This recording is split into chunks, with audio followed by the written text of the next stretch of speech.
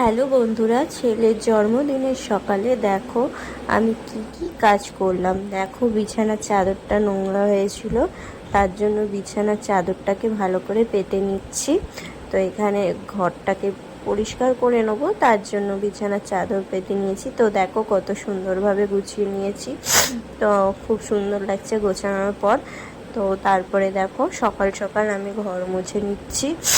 সকাল সকাল এইভাবে আমি ঘর মুছি, বসে ঘর মুছতে পারি না, আর ভালো লাগে না, তার জন্য এইরকম লাঠি কিনে লাঠিতেই ঘর মুছি।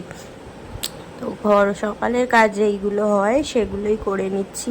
ছেলের জন্মদিন ছিল মানে কালকে ছিল, আর আমি আজকে তোমাদের সকালে ব্লগটা ছাড়লাম। তো ঘর মুছে আমি স্নান করে রেডি হয়ে গেছি। তো ছেলে আর আমি স্নান করে রেডি হয়ে চলে গেলাম বাজারে। তো বাজারে এসে দেখো সব কিছু কিনে তারপরে কেকের দোকানে চলে আসলাম। আর তোমরা সকলেই জানো কালকে অমাবস্যা ছিল, সূর্যগ্রহণ ছিল, সব কিছু ছিল।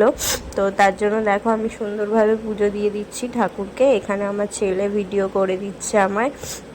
তো দেখো খুব সুন্দরভাবে পুজো দেওয়া হয়ে গেছে, এবার রান্না বান্নার দিকে যাই। তো এর জন্য দেখো সম্পূর্ণ নিরামিষ খাবার করব ছেলের জন্য, তার জন্য সবজিগুলো ভালো করে কেটে নিচ্ছি। প্রথমে বেগুনটা কাটা হচ্ছে। তো বেগুনটা কেটে দেখছি একদম বাজে বেগুনটা দিয়েছে। সবজি মাসিটা বলছিল খুব ভালো বেগুন, কিন্তু একদম বাজে দিয়েছে, প্রচুর দানায় ভর্তি বেগুনটা।